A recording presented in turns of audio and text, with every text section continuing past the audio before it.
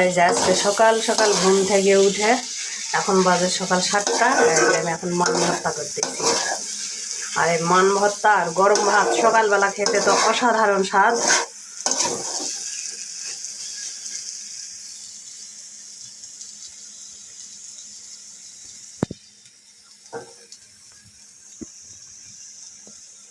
আর এই মান ভর্তাটা অনেক এলাকায় খায় না, তবে এটা নওগাঁতে খাই। মানটা আমি আটাপাড়া থেকে নিয়ে আসছি, নিয়ে আসে যে ভর্তা তৈরি করতেছি। মান ভর্তাটা খেতে কিন্তু অসাধারণ স্বাদ লাগে। গরম ভাত আর মানের ভর্তা খেতে তো সেই স্বাদ।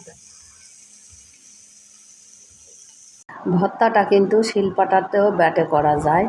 আমি কিন্তু শিলপাটাতে ব্যাটিনি, আমি ভর্তাটা একটা ঘুটনির সাহায্যে কড়াইয়ে করে ভর্তাটা ঘুটেই ভর্তাটা তৈরি করতেছি।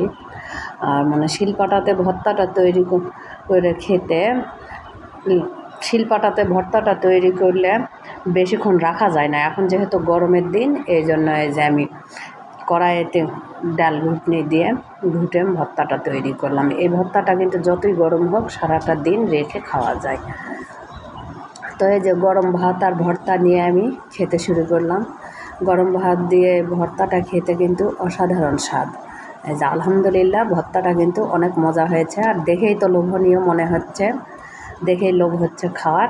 তাই আমি আর দেরি না করে খুব তাড়াতাড়ি করে ভর্তা তৈরি করা শেষ হওয়ার সঙ্গে সঙ্গে আমি 1 প্লেট গরম ভাত নিয়ে ভর্তাটা দিয়ে খেতে শুরু করলাম। তো এই যে আমি ভর্তাটা ভাত খাচ্ছি। আর যারা এভাবে মান ভর্তাটা কখনো খাননি, তারা অবশ্যই একবার মান ভর্তাটা খায় দেখবেন। অসাধারণ স্বাদ লাগে কিন্তু ভর্তা।